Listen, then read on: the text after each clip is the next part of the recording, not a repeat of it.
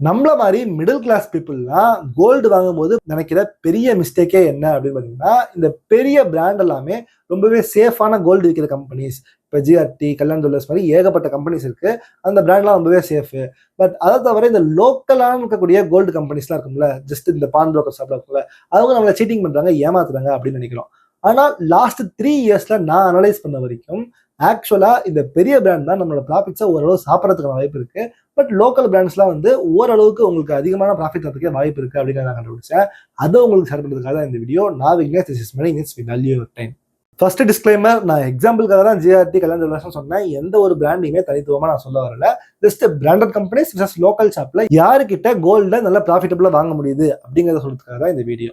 சரி, ஃபர்ஸ்ட் ஏன் மக்கள் வந்து இந்த பெரிய பிராண்டட் கம்பெனிஸ் எல்லாம் நம்புறாங்க அப்படிங்கிறத நம்ம பார்க்கலாம். இதுக்கு முக்கியமான காரணம், நல்லா பிரம்மாண்டமா ஏசி ஷோரூம் வச்சிருக்காங்க, ப்ராப்பரா பில்லிங் பண்ணி தராங்க. அதுக்கு மேல இப்பெல்லாம் கிரெடிட் கார்டில் கூட நகை வாங்குற அளவுக்கு ஹெல்ப் பண்ணி தராங்க, கரெக்டா? ஆனா இப்போ இந்த லோக்கல் பிராண்ட்ஸ்ல பாத்தீங்க அப்படின்னா அதெல்லாம் எதுவுமே இருக்காது. ஏன்னா இந்த லோக்கல் பிராண்ட் நான் சொல்றதுலாம் என்ன, இந்த கிருஷ்ணா அடகு கடை அப்படின்னு பேர் வச்சிருப்பாங்க, இல்லைன்னா ஜெயின் பான் புரோக்கர் ஷாப் அப்படின்னு வச்சிருப்பாங்க. ஸோ இந்த மாதிரி லோக்கலா அவங்க வீடு பக்கத்துலேயே நிறைய கடைகள் இருக்கும். ஸோ அந்த கடைகள்ல இந்த மாதிரியான ஃபேன்சி ஐட்டம்ஸ்லாம் இருக்காது. எல்லாத்துக்கும் மேல இந்த மாதிரி பிராண்டட் கம்பெனிஸ்லாம் திரிஷா, நயன்தாரான்னு சொல்லிட்டு ஒரு ஹீரோயின் கூட்டிட்டு வந்து டெய்லி அட்வர்டைஸ்மெண்ட் போட்டு உங்க மைண்ட்லயே இந்த பிராண்டை பதிச்சிடுறாங்க.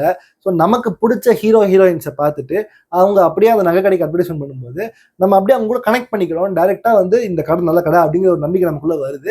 ஸோ அந்த நம்பிக்கை ஆக்சுவலா அந்த கடை மேல ஆட்டோமேட்டிக்கா போயிருது. இந்த மாதிரி லோக்கல் ஷாப்பால பண்ண முடியாதது லோக்கல் ஷாப்போட ட்ரஸ்ட் கெய்னிங்க்கு ரொம்பவே கம்மியா இருக்கு. அது ஒரு முக்கியமான ஃபேக்டரா இருக்கு. பட் நல்லா யோசிச்சு பாருங்க, கோல்ட்ல அதிகமான ப்ராஃபிட் வரதுக்கும் ட்ரஸ்ட் வரதுக்கும் இது ரொம்ப முக்கியமா அப்படின்னு பாத்தீங்கன்னா ஆக்சுவலா கிடையாது.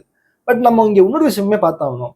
எல்லா லோக்கல் கோல்டு ஷாப்புமே ரொம்பவே சரியா தான் நடந்துக்கிறாங்களா அப்படின்னு பாத்தீங்கன்னா, இந்த லோக்கல் கோல்டு ஷாப்ஸ் தான் ஒரு டைம்ல இந்தியாவே டாமினேட் பண்ணிட்டு இருந்தாங்க. எல்லாரும் அவங்களுக்கு தெரிஞ்சவங்கள்ட்ட கோல்டு வாங்குறவங்களை தவிர எந்த ஒரு பிராண்டையுமே நம்பாம தான் இருந்தாங்க.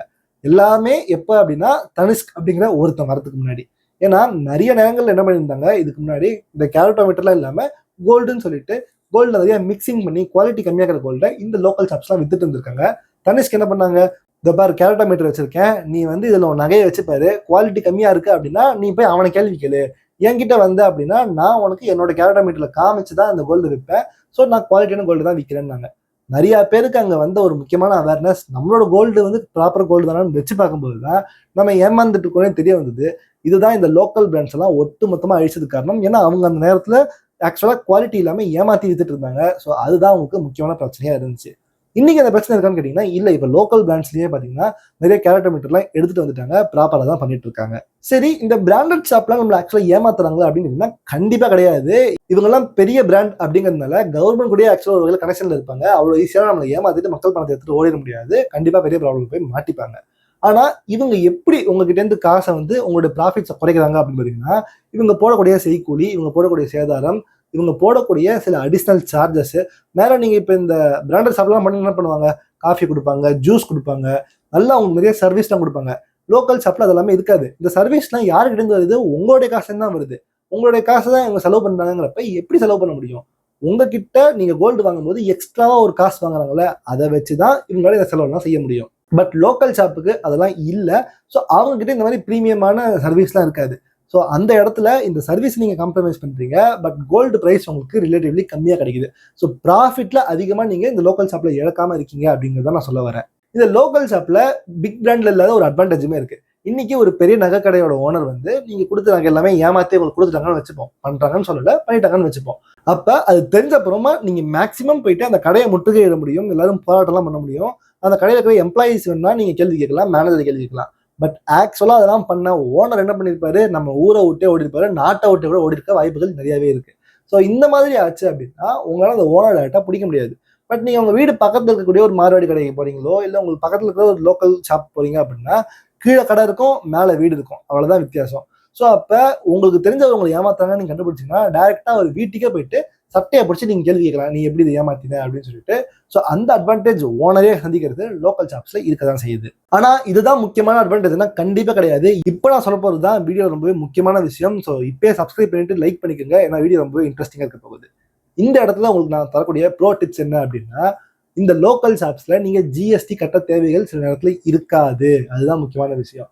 ஏன்னா 40 லட்சம் ரூபாய்க்கு மேல நீங்க பிசினஸ் பண்ணீங்க அப்படின்னா நீங்க வந்து இந்தியன் கூட்ஸ் அண்ட் சர்வீஸ் டாக்ஸ்ல வந்து ஜிஎஸ்டி வந்து கட்ட போறீங்க, கரெக்டா? பட் இந்த மாதிரி ஸ்மால் ஷாப்ஸ்ல கட்டும்போது இங்க அந்த கம்பெனி பெரிய டேர்ன் ஓவர் பண்ணல, 40 லட்சம் ரூபாய் கொடுக்கல அப்படின்னா நீங்க ஜிஎஸ்டி தர தேவைப்படாது. ஸோ அந்த இடத்துல 5% ஜிஎஸ்டி, நீங்க என்ன 5% தானே நினைச்சீங்கன்னா இன்னைக்கு ஒரு பவுன் தங்கத்தோட விலை 1.5 லட்சம் ரூபாய் போல வருது, 1.25 லட்சம் ரூபாய், கரெக்டா? அப்ப 5%ன்னு பார்க்கும்போது அதுவே 5,000 ரூபாய் கிட்ட வந்துடும். இதுக்கும் மேல உங்களுக்கு ஒன்று இருக்கு, செய்கூலி சேதாரம்ங்கிற ஒரு முக்கியமான விஷயங்கள் இருக்கு. இப்போ நீங்க ஒரு பிராண்டட் ஷாப்ல போயிட்டு நகை வாங்குறீங்க அப்படின்னா செய்கூலி சேதாரம் நீங்க கொடுத்துதான் ஆகணும். இந்த கடையில கொடுக்க வேணாமான்னு பாத்தீங்கன்னா ஆக்சுவலா இந்த கடைகள் வந்து நகையை வந்து அவங்க பண்றதே கிடையாது. யோசிச்சு பாருங்க, எந்த லோக்கல் கடையில நகையை வச்சு அடிச்சு அதை வந்து அந்த ஷேப்பை கொண்டு வந்து ஆபரண தங்கமா பண்றாங்க. இந்த கடைகள்லாம் லோக்கல் ஷாப்லாம் எப்படி இயங்குறாங்க அப்படின்னா பான் புரோக்கர் ஷாப், அடகு கடையா தான் ஆக்சுவலா இயங்குறாங்க. யாருக்கிட்ட காசு இல்லையோ அவங்க அந்த நகையை அந்த அடகு கடையில கொடுத்துருப்பாங்க, அதுக்கு பதிலாக காசு வாங்கிட்டு போயிருப்பாங்க. மாசம் மாசம் தவணையை கட்டிட்டு வர வரைக்கும் அந்த நகையை சேஃபா அந்த கம்பெனி வச்சிருப்பாங்க. லாஸ்டா அந்த இஎம்ஐ கட்டி முடிச்சதுக்கு அப்புறமா அந்த அடகு கடைக்காரர் அந்த நபர்கிட்ட, கடன் வாங்கின நபர்கிட்ட நகையை கொடுத்துருவாரு. ஆனா ஒருவேளை அந்த கடன் வாங்கின நபர் ப்ராப்பரா கடனை அடைச்சிட்டு வரல, அவங்க விட்டுட்டாங்க அப்படின்னா அந்த நகை மூழ்கி போச்சுன்னு சொல்லிட்டு அந்த நகையை இந்த அடகு கடைக்காரர் எடுத்துப்பாரு. ஸோ அப்ப அதை எடுத்ததுக்கு அப்புறமா அவருடைய பணத்தை செட்டில்மெண்ட் பண்ணி முடிச்சுட்டு அதை சேல்ஸுக்கு வச்சிருவாங்க.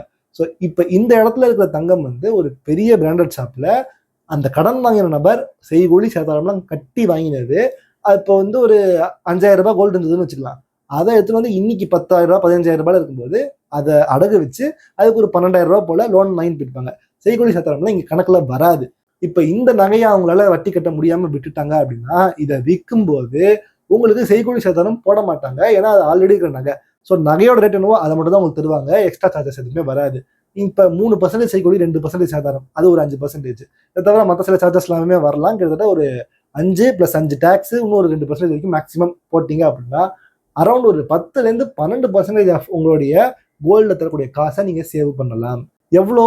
1 லட்ச ரூபாய் 1.5 லட்ச ரூபாய்க்கு நீங்க செலவு பண்றீங்க அப்படின்னா கிட்டத்தட்ட 10,000 ரூபாய் வரைக்கும் நீங்க இந்த சார்ஜஸ்லயும் செலவு பண்ணிருப்பீங்க. அதை நீங்க இங்க வந்து ப்ராப்பரா சேவ் பண்ணிடுறீங்க. அதுதான் இங்க முக்கியமான அட்வான்டேஜா இருக்கு. இப்ப அப்படியே அந்த 10,000 ரூபாய்க்கும் எக்ஸ்ட்ரா கோல்டு வாங்கியிருந்தீங்க அப்படின்னா அது ஒன்றும் எவ்வளவு ரூபாய்? இப்ப நீங்க இன்னைக்கு வாங்குறீங்க, நாளைக்கு கோல்டு பிரைஸ் 25,000 ரூபாய் போயிருச்சு அப்படின்னா அந்த கோல்டு 10,000 ரூபாய்க்கும் எவ்வளவு வளர்ந்துருக்கும் அப்படின்னு யோசிச்சு பார்த்தீங்கன்னா இங்க இருக்கிற ஒரு அட்வான்டேஜ் உங்களுக்கு தெரிய வரும். அதுக்காக லோக்கல் கோல்டு ஷாப்ல போய் நீங்க வாங்கலாமா அப்படின்னு கேட்டீங்கன்னா அங்க பெரிய ரிஸ்க் எல்லாமே நிறைய இருக்கு. அதெல்லாம் என்னங்கிறது இப்ப பார்த்துடலாம். லோக்கல் கோல்டு ஷாப்பை பொறுத்த வரைக்கும் உங்களுக்கு ரொம்ப தெரிஞ்சவர் உங்களை ஏமாற்ற மாட்டாங்க அப்படின்னு நினைச்சீங்கன்னா கண்டிப்பா அவர்கிட்ட நீங்க வாங்கலாம். பட் யாருன்னே தெரியாத ஒரு லோக்கல் ஷாப்ல போய் வாங்குறேன் அப்படிங்கிற பட்சத்துல அவருக்கும் உங்களுக்கு தெரியாது. ஸோ உங்களுக்கு நல்லது செய்யணுங்கிற எண்ணம்லாம் கிடையாது. முடிஞ்ச அளவுக்கு உங்கள்கிட்ட அதிகமா காசு வாங்கிட்டு தங்கத்தை கொடுத்து அனுப்பணும்னு நினைக்கலாம். ஸோ அப்போ ப்ராஃபிட்டுக்கு மட்டும் ஆசைப்படும் போது மேபி அவங்க கலப்படமான தங்கத்தை கொடுத்துட்டா உங்களால எதுவும் பண்ண முடியாது. ஸோ அவங்க கிட்ட இருக்கிற கேரக்டர் மீட்டரை மட்டுமே நீங்க நம்ப முடியாது. இப்போ ஒரு பெரிய பிராண்ட்னா அந்த பிராண்டோட கேரக்டர் மீட்டரை நீங்க நம்புறதுக்கு ஒரு வாய்ப்பு இருக்கு, ஏன்னா அவங்க அட்வர்டைஸ்மெண்ட் எல்லாம் பண்றாங்க. பட் ஒரு லோக்கல் ஷாப்ல இருக்கிற கேரக்டர் மீட்டர் உங்களுக்கு பெருசா நம்ப முடியாது. அது ஒரு பெரிய ரிஸ்க்.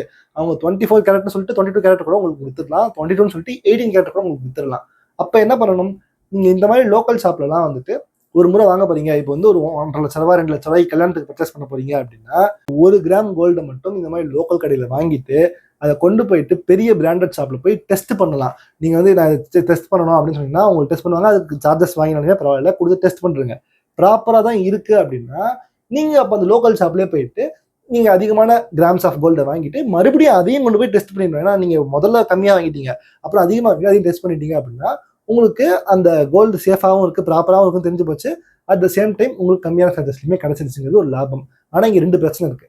ஒன்னு, யாரோ ஒருத்தர் கஷ்டப்பட்டு அந்த நகையை மீட்கணும்னு ட்ரை பண்ணி முடியல அப்படின்னு சொல்லி விட்டு கொடுத்த ஒரு நகை தான் அது. ஸோ ஒரு வகையில அவங்க வீட்டில் இருக்கிற கஷ்டங்கள் எல்லாமே அந்த நகையில கிடைக்காம போயிடுச்சுன்னு எவ்வளோ கஷ்டம் இருக்கும், அதுதான் நீங்க வாங்குறீங்க. ஸோ ஒரு வகையில நீங்க இந்த சாமி நம்பிக்கையெல்லாம் இருக்கிற ஒரு ஆளா இருந்தீங்க அப்படின்னா மற்றவனோட கஷ்டத்துல இருக்கிற நகை தான் வாங்குறீங்கிறது உங்களுக்கு ஒரு கஷ்டமா இருக்கும். இதெல்லாம் இல்லப்பா, நான் ரொம்ப ப்ராக்ரஸிவா திங்க் பண்றவன், அவங்க அடகு வச்சாங்க, அவங்களால மீட்க முடியல, அதை விற்க தான் செய்வாங்க, அப்ப நான் வாங்க தான் செய்வேன் அப்படின்னா உங்களுக்கு ப்ராஃபிட்ல அதிகமாக கிடைக்க தான் போகுது. ஸோ அது தப்பு இல்லை அப்படிங்கிறது ஒரு ஐடியாலஜி. ரெண்டாவது என்ன அப்படின்னு பார்த்தீங்கன்னா, இந்த நகையை நீங்க வேற ஒரு கடையில போய் விற்கும் போது உங்களுக்கு பிரச்சனை வரும். அதாவது நீங்க இந்த லோக்கல் ஷாப்ல இருந்து வாங்கிட்டீங்க, லோக்கல் ஷாப்லாம் வந்து காலத்துக்கும் ஃபங்க்ஷன் ஆகணுங்கிற அவசியம் இல்லை, பிராண்டுமே கிடையாது. ஸோ ஒரு 10-15 வருஷம் கழிச்சு அந்த லோக்கல் ஷாப்பை மூடிட்டு போயிட்டாங்கன்னு வச்சுக்கோங்க.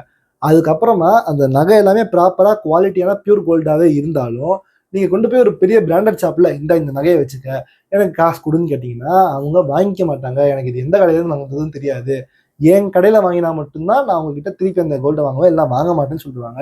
இது உங்களுக்கு பெரிய ப்ராப்ளமாக போய் முடியலாம். நான் இங்கே இருக்கிற பிரச்சனையும் சொல்லியிருக்கேன், அட்வான்டேஜும் சொல்லியிருக்கேன். இப்போ இந்த மாதிரி நேரங்களில் ஆர் கோல்டு மாதிரியான நிறைய கோல்டு ஹவுசஸ்லாம் இருக்கு. அவங்க இப்பெல்லாம் ஆட் போடுறாங்க, இன்னும் மேக்ஸ் கோல்டு, நிறைய கோல்டு வந்து இந்த மாதிரி செல் பண்ணுறவங்கள்ட்ட வாங்குறதுக்கு ரெடியாக இருக்காங்க கோல்டு பையர்ஸ். ஸோ இந்த மாதிரி கம்பெனிஸில் தான் போய் நீங்கள் விற்கணும், அவங்க சொல்ல ரேட்டு தான் கொடுத்தாகணும்.